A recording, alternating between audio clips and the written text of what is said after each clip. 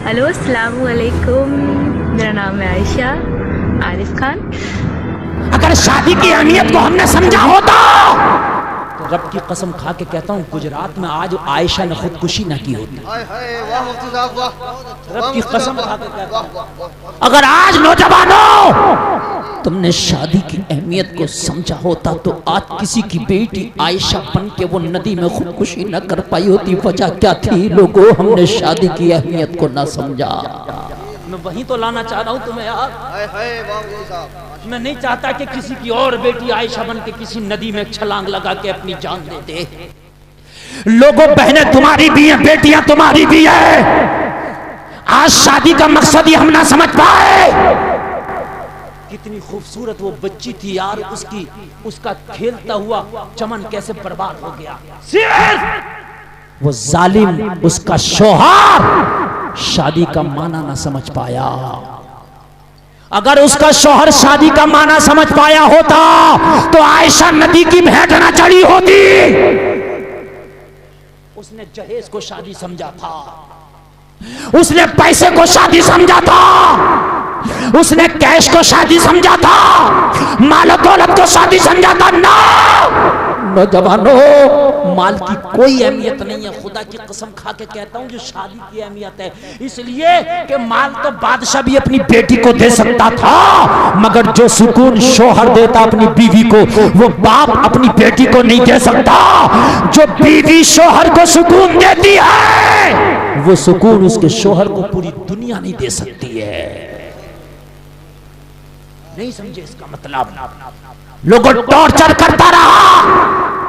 काश अगर हमने शादी के मतलब समझ लिया हो, काश हमने बीवी की इज्जतों को समझ लिया हो यार। जहेज की औकात का आज मैं तुम्हें एक बात बता दूं, ठंडे दिल से सोच के उठना। लोग जो कहते हैं दुल्हनी जहेज है, यार दुल्हनी जहेज है, हकीकत बात है। कान खोल के सुन लो नौजवानों, आज मैं तुम्हें एक बात बता देता हूं यार। 18 साल की बेटी पाल के, 20 साल की बेटी पाल के जवान करके तुझे हमेशा के लिए दे दी, इससे बड़ी कीमती चीज और क्या होगी? एक बात बताओ लोगों, अभी तुम एक मजदूर लेकर आओ काम करने के लिए, सुबह से लेकर शाम तक कितने पैसे लेगा? कितने चल रहे हैं? 500, ठीक है। रात में नहीं करेगा काम, सिर्फ दिन में, है ना? दिन के 500। और तुम कहोगे रात में भी, तो कहेगा 500 रात के लूंगा। दिनों रात के कितने हो गए? 1000 हो गए कि नहीं हो गए? 1000 दिनों रात के लेगा, मगर 1000 लेके तुम्हारी लैट्रिन नींद होगा। तुम्हारा बच्चा लैट्रिन कर ले और तुम ये कहो ए मजदूर मेरे बच्चे की लैट्रिन धुल दे, खुदा की कसम ये कहेगा 50,000 भी देगा तो नहीं दूंगा। अरे यही बात है कि नहीं? मुझे बताइए। जो बेटी बाप की तुम्हारे निकाह में आई यार, वो तो सुबह को भी तुम्हारा ही काम कर रही है, रात को भी तुम्हारा ही काम कर रही है। रात को प्यास लगी पानी ला के दे रही है, दिन में तेरे कपड़े धो रही है, तुझे खाना पका के दे रही है। खाने में नमक तेज है तो अब तू ताने दे रहा, तेरे ताने सुन रही है, तू उसको डांट रहा, डांट सुन रही है, कपड़े तेरे धुल के दे रही है। मुझे बताओ तो खाना पका के रख दिया, इंतजार में खा ही नहीं रही है। मेरा शौहर आएगा, पहले वो खाएगा, बाद में मैं खाऊंगी। मुझे मुसलमानों बताओ ये चीज यार, बताओ जहेज किसके सामने क्या औकात है यार? एक बात बताओ, अब मुझे जरा कान खोल के बताना, 50 साल अगर तुम्हारे निकाह में वो उसकी बेटी रही तो लोगों दिन में भी तुम्हारे काम में, रात को भी तुम्हारे काम में। अगर तुझे रात में तेरे पेट में दर्द है, तेरी बीवी नहीं सोती है, कभी गर्म पानी करती है, कभी तुझे दवा खिलाती है, कभी तेरे पैर दाबती है, कभी तेरा सर दाबती है। मुझे बता तो तुझे ऐसा नौकर कौन मिलेगा जो रातों दिन तेरी खिदमत कर रही है? अच्छा एक बात और बताऊं, तुम्हारे यहाँ नौकर काम करे, तुम रातों दिन उसे ताने दो, तुझसे खाना नहीं बनाना आता, एक दिन कह देगा यार किसी और को बुला ला, मेरा हिसाब करा देगा। लेकिन तुम्हारी बीवी कभी ऐसा नहीं कहती। कितनी मर्तबा हम ताने दे देते हैं अपनी बीवियों को कि तुझसे खाना नहीं बनाना आता, तूने नमक ज्यादा कर दिया यार, फिर भी कभी नहीं कहती कि मुझे छोड़ दे, किसी और को ले आ। अल्लाह अल्लाह जरा गौर करो, इसकी 50 साल की जिंदगी का तो हिसाब लगाना, अगर 500 रुपए रोज से लगा लो तो 1000 रुपए रोज से लगा लो। और ये सिर्फ शान मोमिन की ही है कि वो मुसीबत पर सब्र करे, बल्कि फरमाया कि मोमिन के पाँव में कांटा भी चुभता है तो उसका भी उसको अजर दिया जाता है, उसके दर्जे बुलंद होते हैं, उसके गुनाह माफ़ कर दिए जाते हैं, उसकी ख़ताओं से दरगुजर कर लिया जाता है। लेकिन ये मशरूत है اس تکلیف کو صبر کے ساتھ برداشت کرنے سے. اگر وہ واویلا کرتا ہے، ناشکری کے کلمات کہتا ہے، تو تکلیف تو ختم نہیں ہوتی لیکن اجر زائل کر دیا جاتا ہے. تو اس لیے ہمیں ہر صورت کے اندر صبر کے دامن کو مضبوطی سے تھامنے کی تلقین کی گئی ہے. اور اہل ایمان کو یہ بھی سبق دیا گیا کہ جب انہیں کوئی بھی مصیبت پہنچتی ہے تو وہ کہتے ہیں انا للہ و انا الیہ راجعون، کہ ہم اسی کے ہیں اور اسی کے حضور پلٹ کے جانا ہے. تو یہ وہ امر ہے کہ جو ان کی طبیعت کے اندر ٹھہراؤ پیدا کرتا ہے اور ان کی زندگیوں کے اندر اللہ تعالیٰ جل شانہ پر جو یقین ہے اس کا پتہ دیتا ہے. اگر مصیبت کو اللہ کی طرف سے سمجھ کے، مان کے صبر کیا جائے، اس کو مقدور سمجھا جائے، اس پر واویلا نہ کیا جائے، اللہ کی نافرمانی کا کوئی کلمہ نہ بولا جائے، اپنے عقیدے میں تزلزل نہ آنے دیا جائے، اپنے رویوں کی خوبصورتی کو زائل نہ ہونے دیا جائے، تو اس کا مطلب ہے کہ وہ شخص مومن ہے، اس کا یقین ہے کہ یہ اللہ کی طرف سے ہے. تو پھر اس کے یقین کے صلے کے اندر اللہ اس کو پھر ہدایت قلب کا چراغاں نصیب کرتا ہے. اور فرمایا واللہ بکل شیء علیم، اور اللہ ہر شے کو جاننے والا ہے. اسے پتہ ہے کہ کسی پر مصیبت نازل کیوں کرنی ہے، اور اس مصیبت سے اس کا امتحان لینا مقصود ہے، اس کے درجوں کو بلند کرنا مقصود ہے، اس کے گناہوں کو معاف کرنا مقصود ہے، اس کو کسی آزمائش میں ڈال کر کے اس کو مزید کندن بنانا مقصود ہے، یا اس کا کیا مقصود ہے، اس کو سزا دینا مقصود ہے، یہ اسے پتہ ہے. تمہارا رب تمہاری طرف آنے والی جو تکلیفیں ہیں ان کے اندر ہزارہا پنہا حکمتوں سے واقف ہے. یہاں یہ بات بھی سمجھنے کے قابل ہے کہ جو شخص مصیبت کے آنے پر صبر اور استقامت کے ساتھ اس سے نپٹتا ہے اور اللہ پر جو اس کا یقین ہے اس میں تزلزل پیدا نہیں ہونے دیتا. کل من عند اللہ، اے محبوب فرما دیجئے جو کچھ ہے وہ تمہارے رب کی طرف سے. یہ اس کا خیال اور فکر ہے کہ یہ میرے اللہ کی طرف سے، تو پھر اس مصیبت کو ٹالنے والا بھی وہی ہے. تو اگر یہ اس کا عقیدہ پختہ تھا تو پھر وہ مالک کی دہلیز چھوڑ کے، مالک کی چوکھٹ چھوڑ کے کسی اور دہلیز پہ نہیں جائے گا، کسی اور چوکھٹ پہ نہیں جائے گا.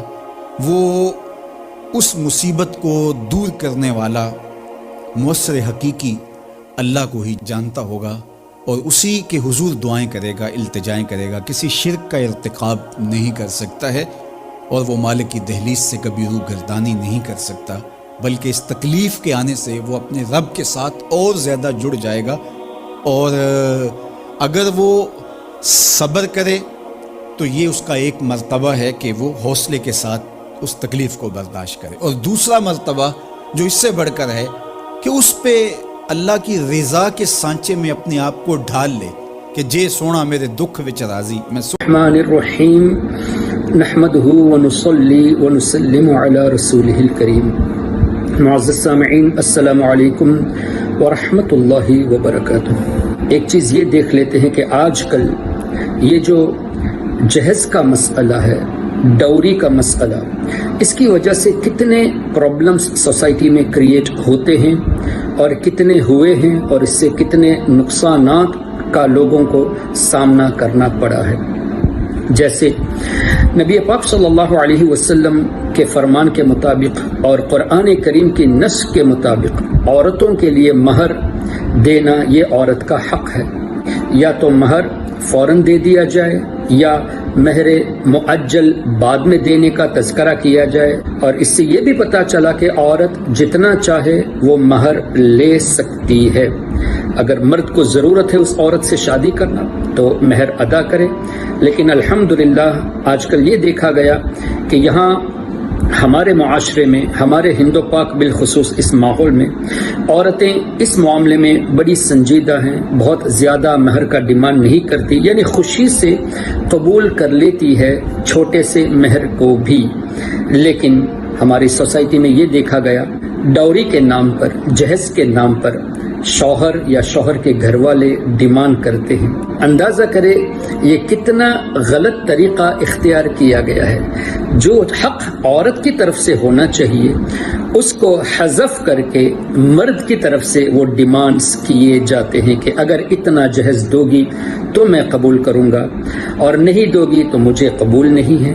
اور شادی کرنے کے بعد بھی، ایجاب و قبول کے بعد بھی تانا دینا کہ تمہارے باپ نے تو مجھے اتنا ہی دیا، تمہارے والدین نے میری طرف کوئی خیال ہی نہیں کیا، مجھ پر کوئی توجہ ہی نہیں دی. حالانکہ حالات کا جائزہ بھی لینا چاہیے اور یہ بھی دیکھنا چاہیے کہ جن سے ہم نکاح کر رہے ہیں ان کی مالی حیثیت کیا ہے. ان سب کو مد نظر رکھتے ہوئے جو بھی چیز وہ خوشی سے دے اس کو قبول کر لینا چاہیے، اور نہ دے تو کوئی مسئلہ نہیں کرنا چاہیے، اس لیے کہ ہم مال و دولت سے نکاح نہیں کرتے بلکہ عورت سے نکاح کرتے ہیں. اگر یہی وجہ ہے کہ میں اس شرط پر نکاح کروں گا کہ مجھے جہیز میں یہ چیزیں چاہیے، تو یہ عورت سے نکاح کرنا کہاں ہوا؟ یہ سنت پر عمل کرنا کہاں ہوا؟ یہ تو آپ دولت سے نکاح کر رہے ہیں، دولت کی خاطر کر رہے ہیں. یعنی اگر یہ دولت مجھے دوسری جگہ سے ملتی ہے تو میں اس سے نکاح کروں گا، تم دیتی ہو تو تم سے نکاح کروں گا. تو یہ عورت سے نکاح کہاں ہوا؟ اور یہ محبت تھوڑی ہوئی. محبت تو وہ ہوتی ہے کہ آدمی ایک دوسرے کو انڈرسٹینڈ کرے، اور یہ بھی قرآن کریم کی روشنی میں ہے. اللہ تعالیٰ نے ارشاد فرمایا وَمِنْ آیَاتِهِ کہ یہ اللہ کی نشانیوں میں سے ہے کہ اللہ تبارک و تعالی نے مرد اور عورت کے درمیان آپس میں محبت اور الفت ڈال دی ہے. مودہ کا لفظ استعمال کیا، دلی محبت اللہ تعالی نے ڈال دی ہے. تو یہ نکاح کی برکت سے ہے. جب نکاح ہی صحیح طور پہ نہیں ہوا پھر یہ برکتیں ہمیں کہاں سے حاصل ہوگی؟ اس لیے کہ ہم نے نکاح اس ارادے سے تھوڑی کیا ہے کہ حضور علیہ الصلوۃ والسلام کی سنت پر عمل کرے، بلکہ مال و دولت کے لیے کیا ہے. تو کہاں سے یہ برکتیں ہمیں ملے گی؟ پھر فساد، فتنے، جھگڑے، اور نتیجہ یا تو گھر توڑنا ہو جاتا ہے یا خودکشی ہوتی ہے، جو کہ حرام ہے. اللہ تبارک و تعالی ہماری سوسائٹی میں جتنے نوجوان یا ان کے والدین اس طرح کے اعمال میں گھرے ہوئے ہیں، اللہ تبارک و تعالی انہیں عقل سلیم عطا فرمائے اور ایسی روش سے بچنے کی توفیق عطا فرمائے. زندگی تانا دیتے رہتے ہیں، یہ بھی لوگوں کا مزاج ہے. بلکہ ابھی گجرات میں حال ہی میں ایک بچی کی کلپ چل رہی ہے، رلا دینے والی کلپ ہے. مسلمانوں کو تو چلو بھر پانی میں ڈوب کر مر جانا چاہیے ایسے موقع پر کہ لوگ آج ہمیں بتا رہے ہیں کہ دیکھو یہ مسلمانوں کا حال ہے کہ جہیز کے مطالبے نے ایک بچی کی جان لے لی اور وہ انتقال کر گئی. یہ تو ایک کلپ ہے جو وائرل ہوئی ہے. اس طرح کی کتنی بچیاں ہیں جو جہیز کے نام پر جو ہے اپنی جانوں کو قربان کر دیتی، جن کے گھر اجڑ جاتے ہیں، جن کی زندگیاں اجڑ جاتی، جن کی زندگیاں تباہ ہو جاتی ہیں. میری مائیں اور بہنیں اگر یہاں پر موجود ہے تو میں اپنی گفتگو کو آگے بڑھانے سے پہلے اگر بات جہیز کی نکلے تو عرض کروں گا کہ لوگ یہاں دین کو جو ہے وہ معاذ اللہ گویا کہ یوز کرتے ہیں. جو چیز ان کو ہضم ہونی ہے ان کے مفاد کی ہے، اس وقت ان کو دین یاد آتا ہے. جیسے مثال کے طور پہ جب مہر مقرر کریں گے تو ان کو دین یاد آئے گا، انہیں حدیثیں یاد آئے گی کہ اللہ کے رسول علیہ السلام نے فرمایا سب سے زیادہ بابرکت نکاح وہ ہے کہ جس میں مہر کم مقرر کیا جائے. تو یہ تو آپ کو یاد رہا، لیکن آپ کو یہ کیوں یاد نہیں رہا کہ حضور علیہ السلام نے 11 شادیاں کی ہے، 11 نکاح فرمائے ہیں.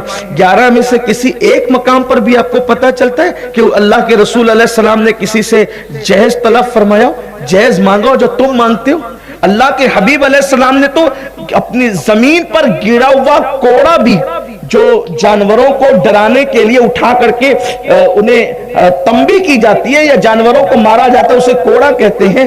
اللہ اکبر، وہ کوڑا بھی اگر زمین پہ گر گیا تو اللہ کے رسول نے کسی سے مانگا نہیں بلکہ خود سواری سے اتر کے اٹھایا ہے. حضور علیہ السلام کو گرا ہوا کوڑا مانگنا بھی پسند نہ تھا. اللہ کے حبیب علیہ السلام کے اندر شان غیرت یہ تھی، بلکہ یہاں تک فرماتے ہیں کہ اگر میرے جوتے کے تسمے ٹوٹ جائیں تو وہ بھی میں اپنے اللہ سے مانگتا ہوں، غیر اللہ سے اس کا سوال نہیں کرتا، وہ بھی میں اپنے اللہ سے مانگتا ہوں. حضور کی شان توحید کا یہ عالم تھا، اپنے اللہ سے محبت کا یہ عالم تھا. اور آج ہم جہیز کے نام پر، رسومات کے نام پر کیا کیا بھیک مانگتے ہیں اور کس طریقے سے بھیک کے دروازے مالداروں نے بھی کھول رکھے ہیں.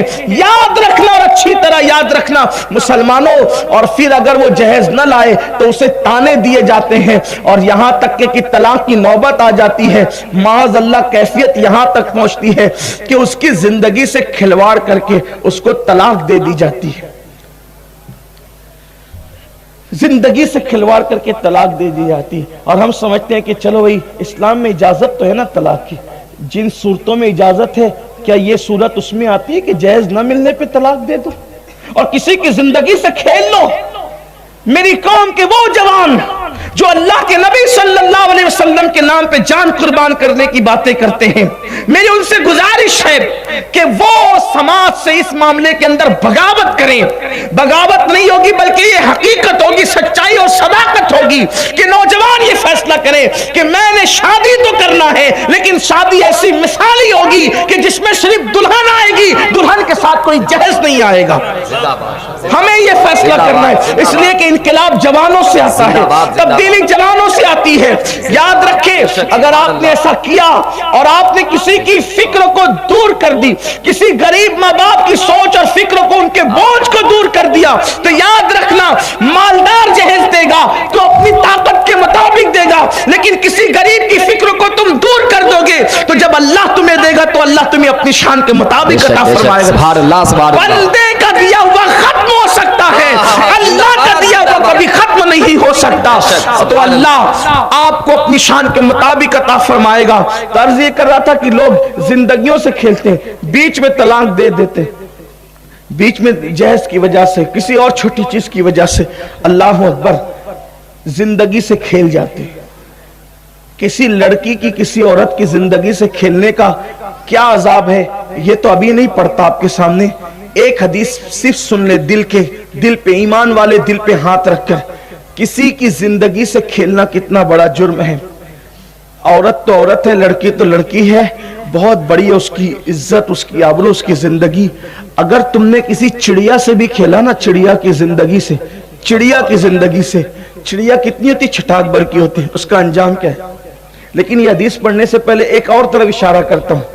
आजकल कुछ लड़के लड़कियों की जिंदगी से इस तरह भी खेलते हैं कि उससे नाजायज ताल्लुकात कायम कर लेते हैं, शादी का लालच देकर, जिंदगी भर निभाने का लालच देकर, फिर जिना करके, बदकारी करके, उसकी आबरू से खेल कर फिर उसे छोड़ देते हैं।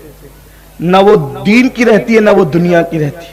यहां मैं कौम की बेटियों से भी कहता हूं कि आपकी इज्जत और आबरू इतनी सस्ती नहीं है कि शादी के वादे पर आप किसी के साथ अपना सब कुछ गंवा बैठे। याद रखना, दुनिया की हर दौलत खत्म हो जाने के बाद आदमी कमा सकता है, लेकिन आबरू उस दौलत का नाम है कि एक मर्तबा चली गई, बेशक बेशक, तो दोबारा फिर आप उसको नहीं खरीद सकते, बाजार से नहीं खरीदी जा सकती, दौलत के जरिए से उसको जो है वो नहीं कमाया जा सकता, उसको हासिल नहीं किया जा सकता। बल्कि मर के जिंदा हो जाएं तो भी आप दोबारा वो दौलत हासिल नहीं कर सकते। इसलिए कौम की बेटियों से कहता हूं कि गुर्बत की चक्की में पिसना, तो गुर्बत से खौफ खाकर, किसी की दौलत पर ललचा कर।